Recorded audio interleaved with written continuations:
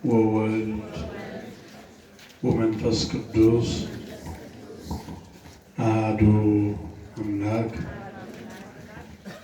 አሜን። ደግማችሁ አማትቡ። በስመ አብ ወወልድ ወመንፈስ ቅዱስ አሐዱ አምላክ አሜን። ከሁሉ ነገር አስቀድሞ በቤቱ ለምስጋና የሰበሰበን ዛሬ ሁላችንም በዚህ አውደ ምሕረት ተገኝተን እግዚአብሔርን እንድናመሰግን ጻድቁን እንድናስብ እግዚአብሔር እሱ በቸርነቱ ረድቶ በዚህ ቦታ ስላገናኘን ስሙ ለዘላለም የተመሰገነ ይሁን።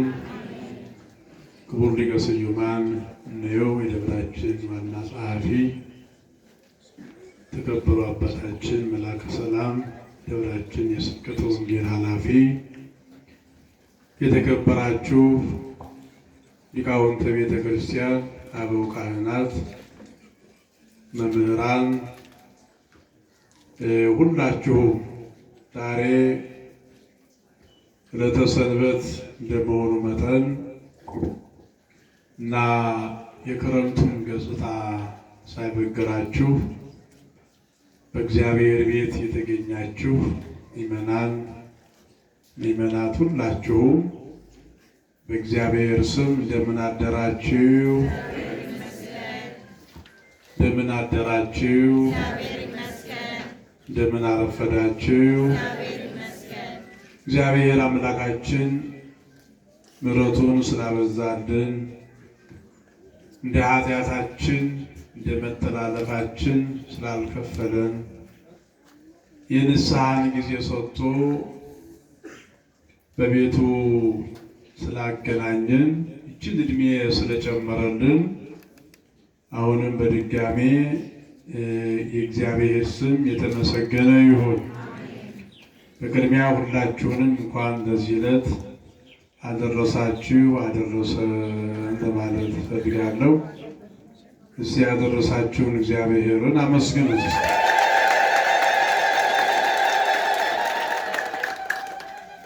እግዚአብሔር አምላካችን ለዚህ ጊዜ እንዳደረሰን ሁሉ ጠብቆ ከኛ ጋር ሆኖ ቀሪውን ጊዜ በሰላም እንዲያሳልፈን የዛሬውን ቀን ብቻ ሳይሆን የያዝነውን የክረምት ጊዜ በሰላም አስፈጽሞ ፀሐይ ለሚወጣበት ለአዲሱ ዓመት ደግሞ መቼም እግዚአብሔርን መጠየቅ ኃጢአት ስላይደለ በሰላም እንዲያቆየን መልካም ፈቃዱ ይሆንልን። እንግዲህ አጠር ያለ መልእክት ነው ለማስተላለፍ የፈለኩት። ምቹ አይደለም እንዳያችሁት አየሩ። እንግዲህ ደህና ሰንብቶ ዛሬ ትንሽ ክረምት መግባቱን ዛሬ አስታውቋል አይደል? ክረምት ነኝ እያለ ነው። እኛ ክረምቱ መግባቱን በደንብ አላመነውም ነበር ማለት ነው። እና ስለዚህ ክረምት ስለሆነ ወቅቱን ዋጅተን ከተፍ አድርገን እንሸኛቸዋለን። እንግዲህ እንደምታዩት ዛሬ ፊት ለፊታችን ላይ የቃል ኪዳኑ ታቦት ወጥቶ እየባረከን ነው። በእውነት እግዚአብሔር በብሉይ ኪዳንም በአዲስ ኪዳንም የሰው ልጆችን ከመባረክ አላቋረጠም። በተለይ በአዲስ ኪዳን ደግሞ በብዙ መልኩ እግዚአብሔር ይባርከናል። እግዚአብሔር እኛን ከሚባርክባቸው መንገዶች ደግሞ አንዱ የቃል ኪዳኑ ታቦት ነውና ዛሬ ታቦተ ቅዱስ ሚካኤልና ታቦተ ጻድቁ አቡነ ሰላማ ወጥተው በአውደ ምሕረቱ እንግዲህ ውዴት አላደረግንም። ይሄ የሚሞላው ቤት በዚህ በኩል ያለውን ስለያዘብን ሰኞ ለመሙላት አሸዋም ጠጠርሞ ዳም ደፍተዋል። መንገዱ ስለማያዞረን ነው አውደ ምሕረት ላይ የቆምነው። እንደ ስርዓቱ 3 ጊዜ ዞረን ነበር የምንቆመው። እንግዲህ ስላልተቻለ ነው፣ እንዳይቀርብን በረከቱ እንዳይቀርብን ነው። ፊታችን ላይ ታቦታቱ ቆመው እየባረኩን ያለና እስቲ እልል ብላችሁ በረከቱን ተቀበሉ።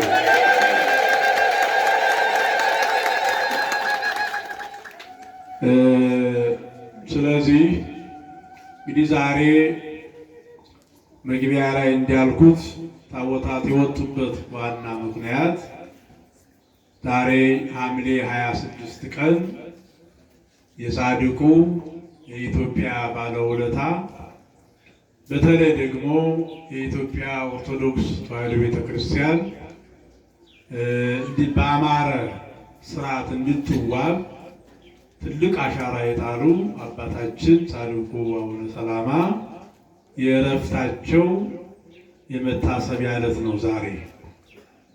ሰማችኋል አይደል? ዕረፍታቸው ነው ዛሬ ማለት ነው። በእርግጥ ዛሬ ብዙ ቅዱሳን አብረው ይውላሉ። አንዱም ዛሬ ቅዱስ ዮሴፍ የእመቤታችን ጠባቂ የነበረው በተለይ በማቴዎስ ወንጌል ምዕራፍ 1 ቁጥር 16 ጀምረን የምናገኘው እመቤታችንን ከቤተ መቅደስ ተቀብሎ ወደ ቤቱ ይዞ የሄደ በስደቷ ጊዜ ሁሉ አብሮ የነበረ ጠባቂዋ የነበረ የእመቤታችን አገልጋይ ቅዱስ ዮሴፍም ዛሬ የዕረፍቱ ቀን ነው። እንደገና ጢሞቴዎስ ዘአልወትሬት የሚባል ትልቅ አባት የእስክንድርያ ሊቀ ጳጳስ የነበረ ዕረፍቱ ነው። እንግዲህ ለእኛ ደግሞ የጻድቁ የአቡነ ሰላማ የዕረፍታቸው በዓል ነው ማለት። ስለዚህ እኛ ቦታ ላይ ታቦቱ የወጣው የአቡነ ሰላማ የቃል ኪዳን ታቦት ስላለ ነው ማለት ነው። ክብርና ምስጋና ይግባው አምላካችን ይላል።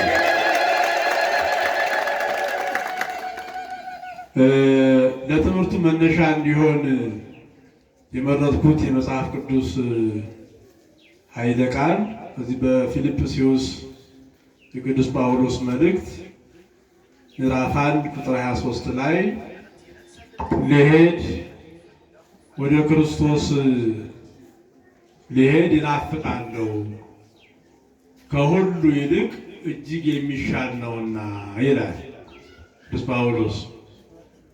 እፈቱሰ እፍልጥ እምዝንቱ ዓለም ከመ አሐሉ ኀበ ክርስቶስ እስመ ውእቱ የዐቢም ኩሉ ይላል።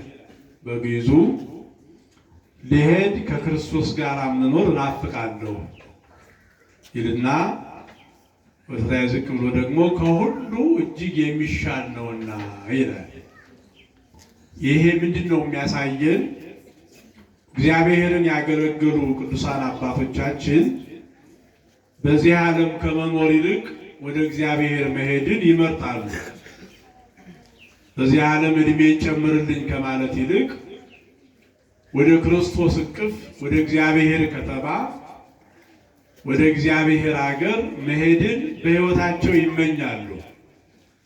ቅዱስ ጳውሎስ ከጊዜ በኋላ ወደ ክርስትና ተጠርቶ ከሱ የሚጠበቅበትን አገልግሎት ከሰጠ በኋላ ብዙ አሕዛብን ያላመኑትን ወደ ክርስትና ወደ ወንጌል ከጠራ በኋላ በብዙ መከራና ስቃይ ውስጥ ካለፈ በኋላ ይህንን ዓለም ለመሰናበት ደጋግሞ ወደ እግዚአብሔር ይጸልይ ነበር።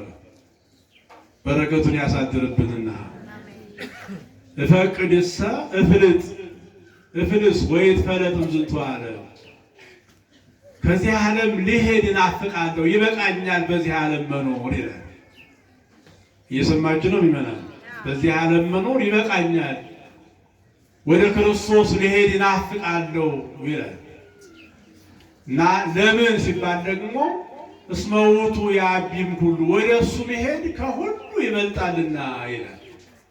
በሞት ወደ ክርስቶስ መሄድ ወይም ይህንን ዓለም በሞት መለየትና ወደ እግዚአብሔር መሄድ እጅግ የሚሻል ነውና እያለ ከዚህ ዓለም ይልቅ ከዚህ ከሚኖርባት ጠባብ ዓለም ይልቅ የእግዚአብሔር ሀገር እንዴት የተሻለ እንደሆነ ቅዱስ ጳውሎስ ይገልጣል ማለት ነው።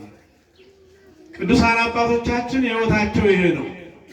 መቼም አሁን በእኛ መካከል እንደው ምንም እንኳን እድሜያችን ቢገፋ የዚህ ዓለም ኑሮ በቃኝ የሚል የለም ሰው አይደል? እንደ የ70 ዓመት የ80 ዓመትም ሆነው እናቶቻችን እድሜ ነው የሚለምኑ። እንደው ትንሽ ቢያቆየኝ ነው ሰው ምድር ላይ መቆየት ሰው ይፈልጋል። ምድር ላይ መቆየትን ብዙ ሰዎች ይመኛሉ። ሲታመም ስንታመም ምንፈራው ለዚያ ነው። ልዩነቱ ምንድነው ካላችሁኝ፣ እነዚህ ቅዱሳን ሞታቸውን የፈለጉት በምድር ላይ መስራት የሚገባቸውን ጽድቅ ሁሉ ስለሰሩ ነው።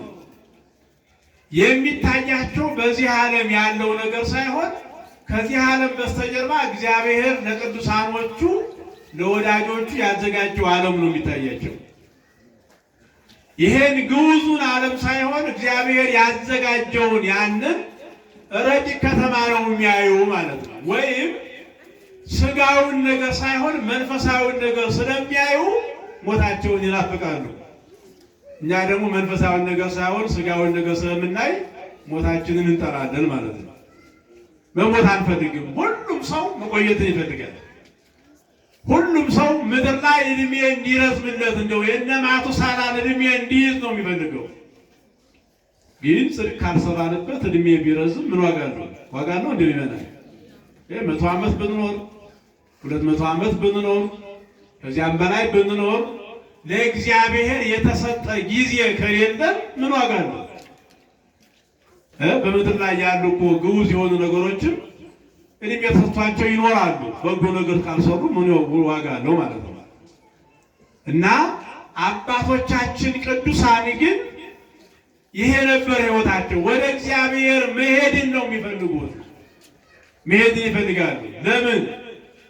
ከዚህ ከግዑዙ ዓለም ይልቅ መንፈሳዊ ዓለም ስለሚታያቸው። አንደኛ ይሄ ነው፣ መንፈሳዊ ዓለም ስለሚታያቸው እግዚአብሔር ለእነሱ ያዘጋጀው እድል ስለሚታያቸው በምድር ላይ መስራት ያለባቸውን በጎ ነገር ስለጨረሱ ስለሰሩ ከእግዚአብሔር ጋር በእግዚአብሔር ከተማ መኖርን ሁልጊዜ ባይኖራቸው ስለሚያስቡ ወደ እግዚአብሔር መሄድን ይመርጣሉ ማለት ነው። ወደ እግዚአብሔር መሄድን ይመርጣሉ። የዛሬው አባታችን የምናስባቸው አባትም እንደዚሁ ነው። የቅዱስ ጳውሎስ ሕይወት የነበራቸው ናቸው። የቅዱስ ጳውሎስ ማንነት የነበራቸው ናቸው። ቅዱስ ጳውሎስ ዓለምን ዞሮ እንዳስተማረ ጻድቁ አባታችን አቡነ ሰላማም ኢትዮጵያን ዞሮ አስተምረዋል። ቅዱስ ጳውሎስ ስለ ወንጌል መከራ እንደተቀበለ ጻድቁ አባታችን አቡነ ሰላማም በኢትዮጵያ ውስጥ በሚያምነውም በማያምነውም አካባቢ እየዞሩ መከራ ተቀብለዋል። በሕይወታቸው ላይ ሞት እስከሚሰነዘርባቸው ድረስ መከራ ተቀብለዋል። ስለዚህ መሞታቸው በእግዚአብሔር ፊት ክብር ስለሆነ ቅዱስ ዳዊት እንዳለው ሞቶሙ ስለ ጻድቃን ሕይወቶሙ ውእቱ፣ የጻድቃን ሞታቸው ሕይወታቸው ነው ይላል። እንደገና ደግሞ ክቡር ሞቱ ለጻድቅ በቅድመ እግዚአብሔር፣ የጻድቅ ሰው ሞት በእግዚአብሔር ዘንድ የከበረ ነው ስለሚል ከዚህ ከኃላፊው ዓለም ሲሄዱ በእግዚአብሔር ፊት ክብር ስለሚያገኙ ለቅዱስ ጳውሎስ ጻድቁ አባታችን አቡነ ሰላማም ሞታቸውን ይናፍቁ ነበረ ይላል። እግዚአብሔር ግን በእነሱ ላይ የሚሰራ ስራ ስላለው እድሜ ሰጥቶ 92 ዓመት ያህል አባታችን በዚህች ዓለም ላይ ቆይተዋል። ጻድቁ አቡነ ሰላማ እስቲ አመስግኗቸውን እንደበላቸው። እንግዲህ አቡነ ሰላማ ኢትዮጵያዊ አይደሉም በትውልድ ያው እንደ ስጋ ማለት ነው። ኢትዮጵያ አይደለም የተወለዱት፣ ሮማ ሀገር ነው የተወለዱት፣ ወይም በውጭ ዓለም ነው የተወለዱ። ወደ ኢትዮጵያ የመጡ በሰላማዊ መንገድ ሳይሆን በምርኮ እንደሆነ ታሪካቸው ይናገራል። በጠረፍ አካባቢ አንድ መርጳውስ ከሚባል ነጋዴ ጋር መጥተው እሱ ሲሞት እነሱ ተማርከው ወደ ኢትዮጵያ መጥተው ለአብርሃና ለአጽብሃ አባት እንደተሰጡ ከወንድሙ ጋራ ኤዴስዮስ ከሚባል ወንድሙ ጋራ ታሪክ ይናገራል። እና በምርኮ ብዙ ዓመት ኢትዮጵያ ከቆዩ በኋላ የአብርሃና የአጽብሃ አባት ታዜር ይባላል። እሱ ሲሞት እነዚህ ሁለት ልጆች በምርኮ ስለሆኑ ወደዚህ ወደ አክሱም ወይም ወደ ኢትዮጵያ የመጡት ነፃ ወጥተው ወደ ሀገራቸው እንዲሄዱ አድርጉ ብሎ ለልጆቹ መልእክት አስተላልፎ የአብርሃና የአጽብሃ አባት ሞተ ይላል ታሪካቸው። ይሰማችኋል አይደል? እግዚአብሔር ከሁላችን ጋር ይሁን። እና ልጆቹ አብርሃና አጽብሃ እነዚህ ሁለት ልጆች ፍሬምናጦስንና ወንድሙን ጠየቋቸው። እንግዲህ ወደኛ ሀገር የመጣችሁ በምርኮ ነው፣ ወታደሮች ነው ከጠረፍ ማርከው ወደዚህ ያመጧችሁ። አሁን አባታችን ወደ መጣችሁበት ሀገር እንድትሄዱ ፈቅዷል፣ አዞናል። ስለዚህ መሄድ ትችላላችሁ። አሁን የምርኮኝነት ጊዜያችሁ አብቅቷል። በሰላም ወደ ሀገራችሁ እንድትገቡ ፈቃዳችን ነው፣ የአባታችን መመሪያ ነው አሉ። እነዚህ ሁለት ነገስታት ወንድማማቾች ገና አልነገሱም፣ በወጣትነት ያሉ ናቸው። ኢትዮጵያውያን የአባቶቻቸውን ቃል የሚያከብሩ ነበሩ። አሁን ያው ማንነታችን ተለወጠ እንጂ ቃል ኪዳን የሚከበርባት ሀገር፣ ኑዛዜ የሚከበርባት ሀገር፣ አባትና ተናግረውት ያለፉት ነገር እንደ እግዚአብሔር ቃል ተቆጥሮ የሚከበርበት ሀገር ናት ኢትዮጵያ። አሁን ያን በጎ ነገር እግዚአብሔር ይመልስልን። ዛሬ ግን መካካዱ በዝቷል አይደል? ዛሬ መካካዱ አባት ያለው የማይከበርበት እንኳን የሞተው ያለው እንኳን በሕይወት ያለው አባት የማይከበርበት ጊዜ ላይ ደርሰናል። በእውነት ለታሪካችን የማይስማማ እና አባታችን እንዲህ ብሎ አዞናል። ነፃ ናችሁ፣ ከዚህ በኋላ ወደ ወደዳችሁት ሂዱ አሏቸው። እና የፍሬምናጦስ ወንድም ቴዎዶስዮስ ይባላል። እሱ እሺ ሄዳለሁ ብሎ ያው ያለውን ያፈራውን ጥሪቱን ይዞ ወደ መጣበት ሀገር ተመለሰ ይላል። ፍሬምናጦስ ግን ወደ ወጣበት ወደ ተወለደበት ሀገር መሄድ አልፈለገም። ምንድን ነው ያደረገው? አይ እኔ እግዚአብሔር በአንድም በሌላ መንገድ ስቦ ኢትዮጵያ አምጥቶኛል። ኢትዮጵያ ደግሞ በክርስትና በጥምቀት ያመነች ሀገር ናት። ግን ብዙ የሚጎላት ነገር አለ። ብዙ በኢትዮጵያ ላይ ማብራት የሚገባኝ የወንጌል ብርሃን አለ። ስለዚህ እግዚአብሔር ስራ ስለከፈተልኝ ኢትዮጵያ ላይ ወንጌልን ማስተማር፣ ክህነትን እና ንስሐን ማስተማር አለብኝ። ቅዱስ ቁርባንን የክርስቶስ የአዲሱ ኪዳን ስጋና ደም ለምእመናኑ እንዲታደል ስራ መስራት አለብኝ። ጨለማ የሆነው አካባቢ በወንጌል እንዲበራ ማድረግ አለብኝና ይሄን ስራ እዚህ ሆኜ እሰራለሁ እንጂ ወደ ተወለድኩበት ሀገር አልሄድም ብሎ እዚሁ ኢትዮጵያ ቀረ ይላል። እስቲ አመስግኑት ይሄን ነበር። ኢትዮጵያውያን የሚወደዱ ናቸው። የተወለዱበትን ሀገር የሚያስረሱ ነበሩ ኢትዮጵያውያን። ተስዓቱ ቅዱሳን ኢትዮጵያ መጥተው ይሄን ያህል ስራ የሰሩ ኢትዮጵያውያን ዘር ቋንቋ ሳይሉ ተቀብሏቸው ነው። ነጮች እኮ ናቸው ተስዓቱ ቅዱሳን፣ ኢትዮጵያውያን አይደሉም።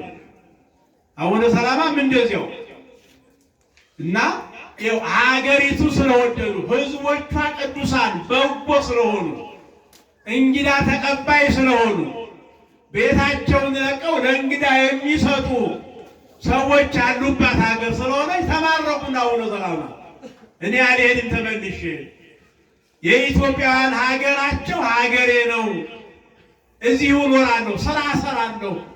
በተለይ በሃይማኖቱ ዙሪያ በወንጌሉ ዙሪያ ያልተሰበከውን ሰብኬ የክርስቶስ ስጋና ደም በኢትዮጵያ በመላው እንዲታደል አደርጋለሁ። ክርስትና በኢትዮጵያ ከምዕራብ እስከ ሰሜን፣ ከደቡብ እስከ ሰሜን፣ ከምስራቅ እስከ ምዕራብ እንዲሰፋ አደርጋለሁ ብለው ይህን የሐዋርያነት ስራ ለመስራት ኢትዮጵያ ቀሩ። እኒህ አባት ሂዱ ተብለው ማለት ነው።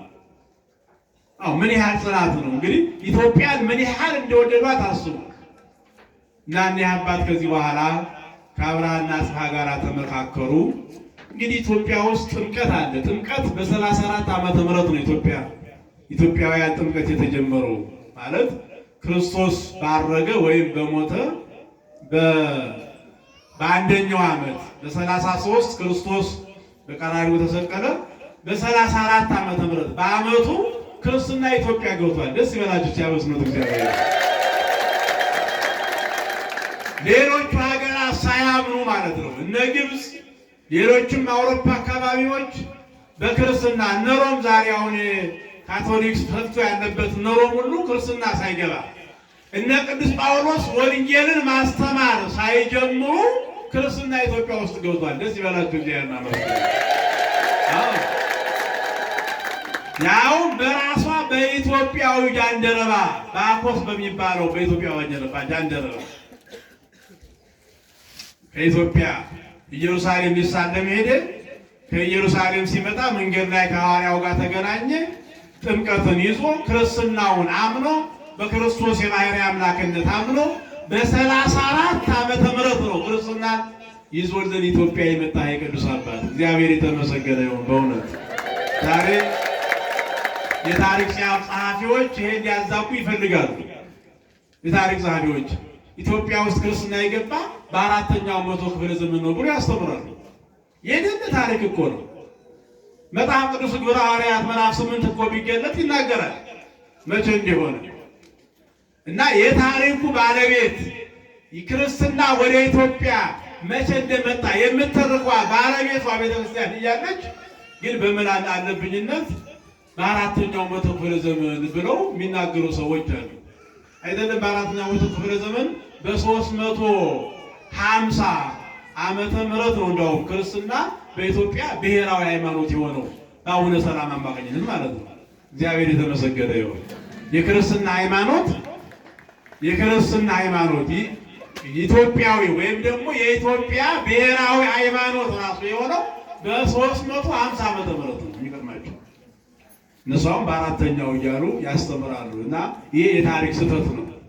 ክርስትና ወደ ኢትዮጵያ የገባው በአራተኛው ሳይሆን በስንት አልኳችሁ? በ34 ዓመተ ምህረት ነው። ስለዚህ ጥምቀት ኢትዮጵያ ገብቷል። ግን የቁርባን ስርዓት ገና አልነበረም። የተጠመቁ ምዕመናን ቁርባን የሚቀበሉበት ስርዓት አልነበረም። በክህነት የሚያገለግሉ አገልጋዮች አልነበሩ። የንስሐን ትምህርት አስተምሮ ምዕመናንን በንስሐ አጥቦ የሚያዘጋጅ ካህን አልነበረም። ይሄ ችግር ነበር። ወንጌልን ተዘዋውሮ የሚያስተምር ወንጌል አገልጋይ አልነበረም ኢትዮጵያ ውስጥ። እንግዲህ ከጃንደረባው በኋላ የተገኘው ጻድቁ አባታችን አቡነ ሰላማ ነው ማለት ነው።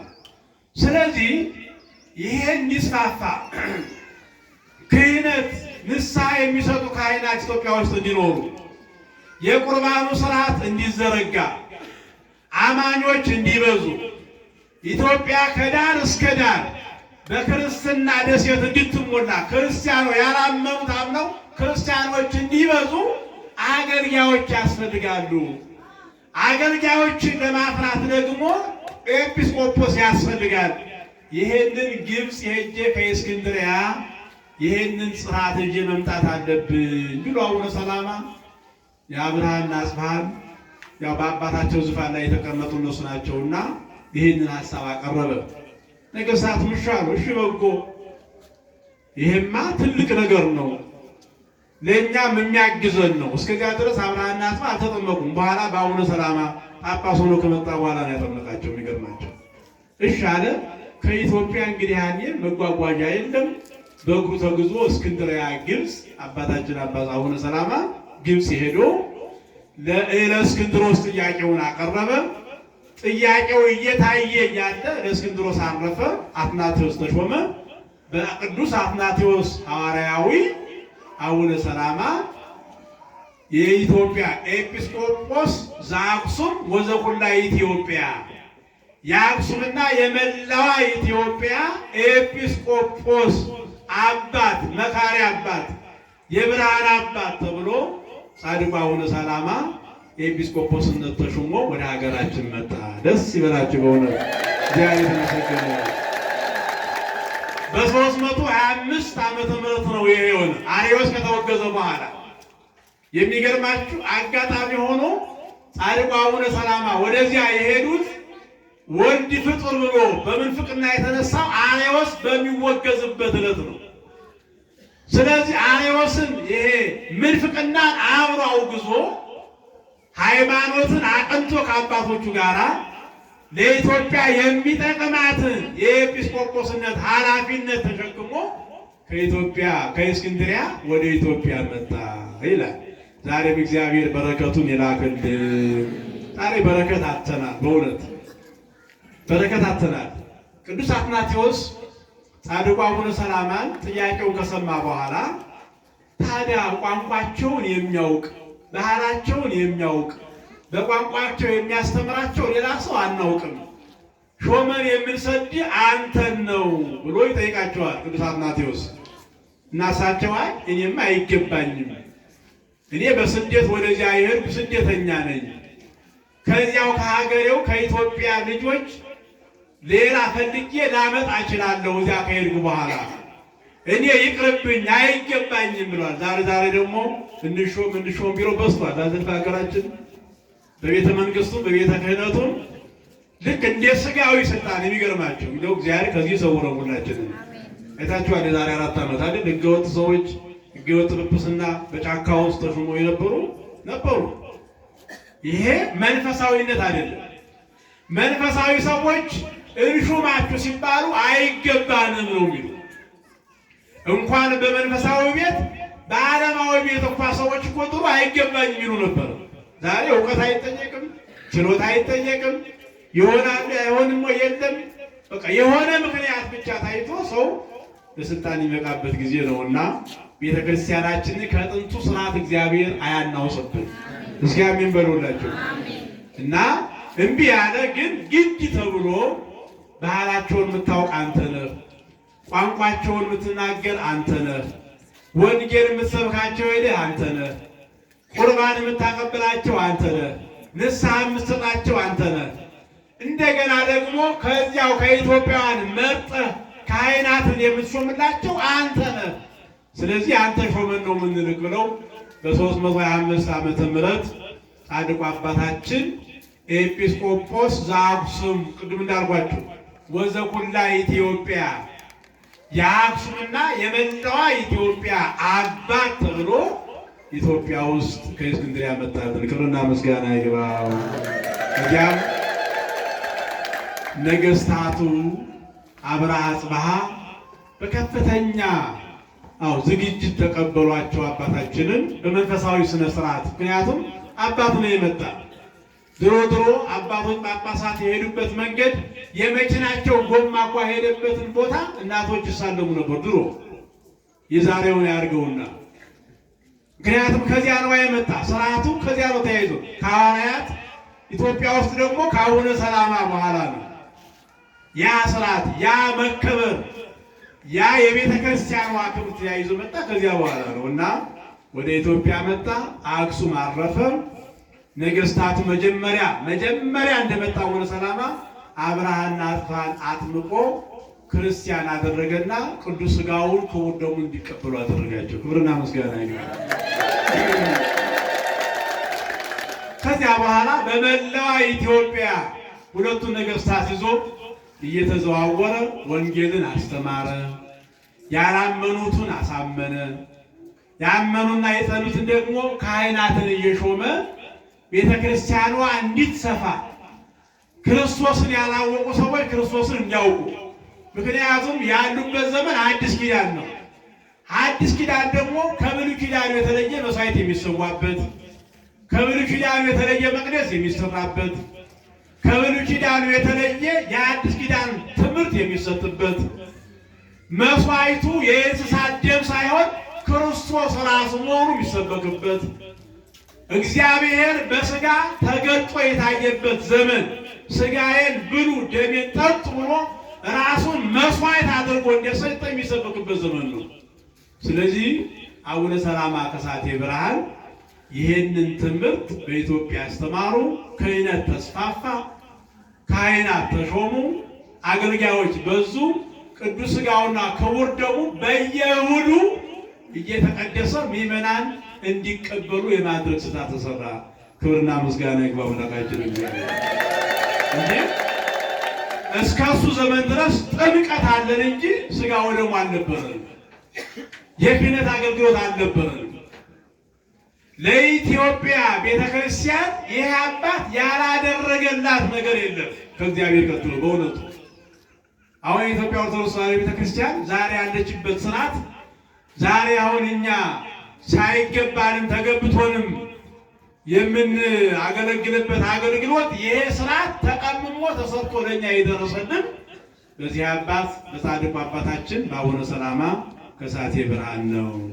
ከሃይማኖቱ አስተምሮ በተጨማሪ ራሱ ለኢትዮጵያ ብዙ ውለታ የዋለ ፊደላቱን ያስተካከለ የሳባውን ፊደል አሁን ባለበት አመገደውን ሲስተም ወደ አልሃ ማስተካክሎ ከግራ ወደ ቀኝ እንዲጻፉ ያደረገው እሱ ነው። ድሮ እኮ ከቀኝ ወደ ግራ ነበር የሚጻፈው። ታውቃላችሁ? አሁን ዕብራይስጥ ሲጻፍ ከቀኝ ወደ ግራ ነው የሚጻፈው። ከቀኝ ወደ ግራ፣ ከዚህ ጀምሮ ወደዚህ ነው ዕብራይስጥ። ኢትዮጵያኛ ግን ከግራ ወዴት ነው? ከግራ ወዴት? ወደ ቀኝ። ትርጉም አለው። ግራ መቼም የሞት ምሳሌ ነው፣ የኩነኔ ምሳሌ ነው። ከግራ ወደ ቀኝ ማለት በሐዲስ ኪዳን እኛ ከነበርንበት ከዚያ ከግራ ቁመት ወደ ቀኝ ወደ መንግሥተ ሰማያት እንደመጣን በራሱ ምን ገልጥበት ነው ማለት ነው።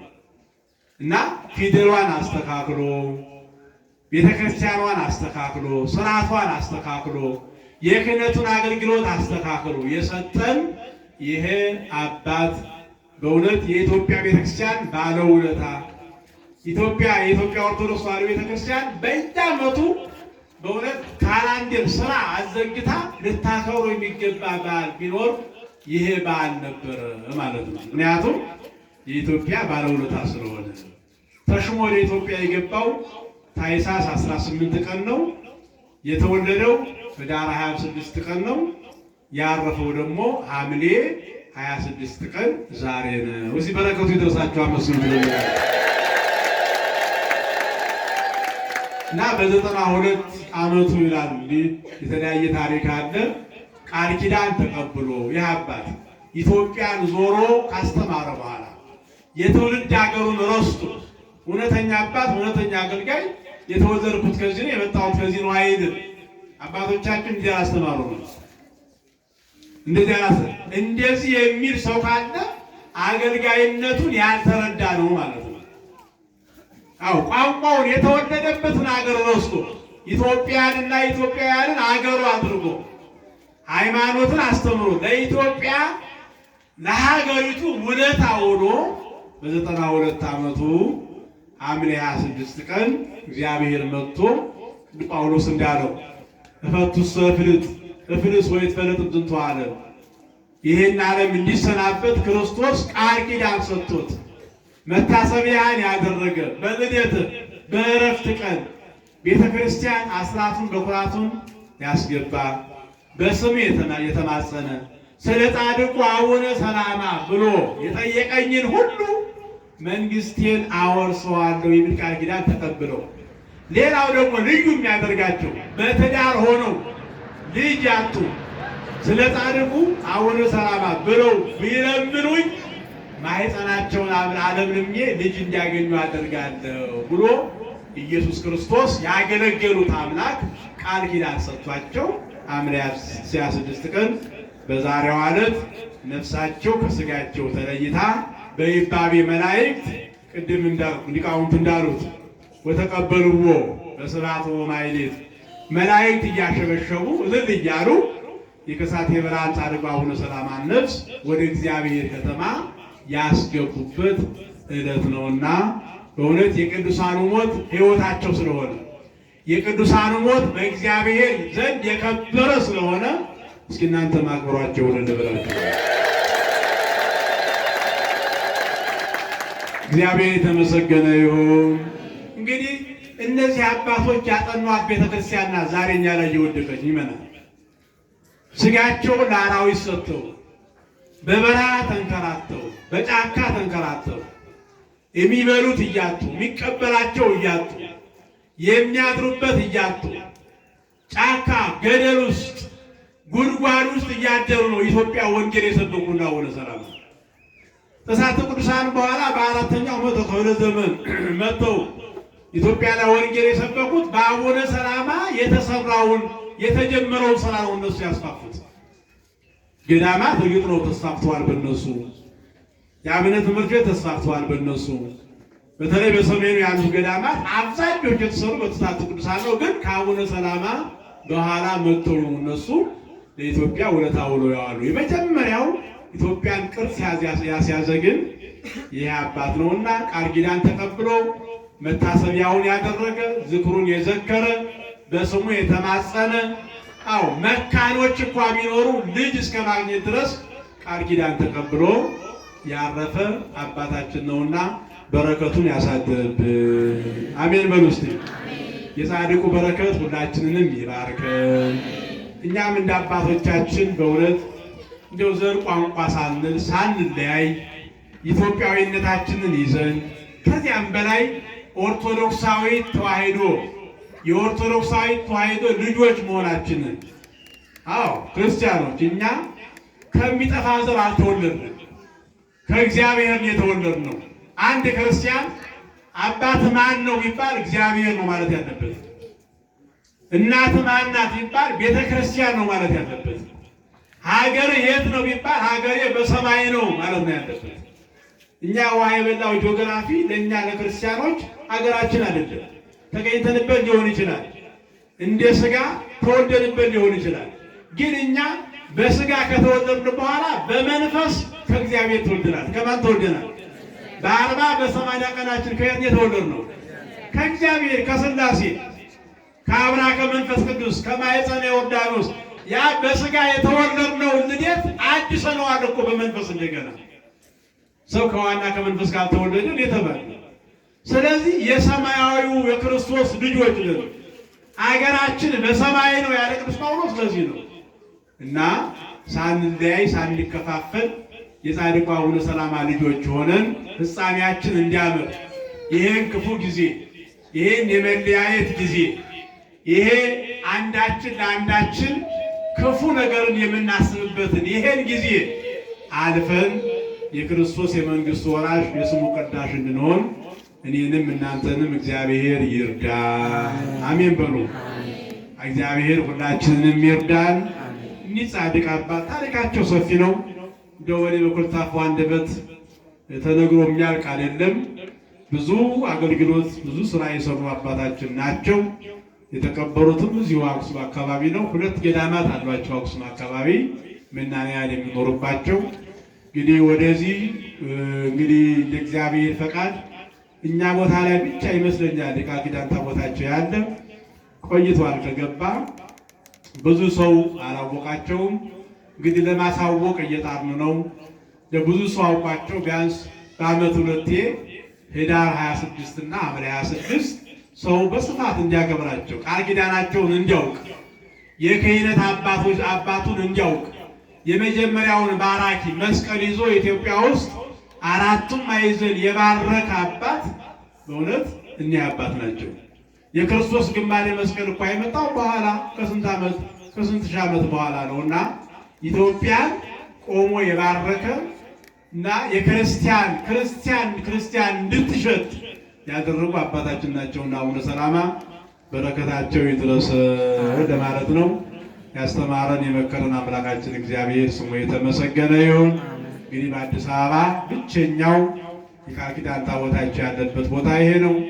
ወደፊት በሚዲያም እያስተዋወቅን ያው እንሞክራለን፣ ግን ቀኑም አላጋጥም እያለ ዛሬ እሑድ ነው፣ ብዙ ሰው ይመጣል፣ ታሪካቸውን እንነግራለን ብለን ነበር። ያው የክረምቱ ሁኔታ ደግሞ ያዝ አድርጎናል። ይበቃል።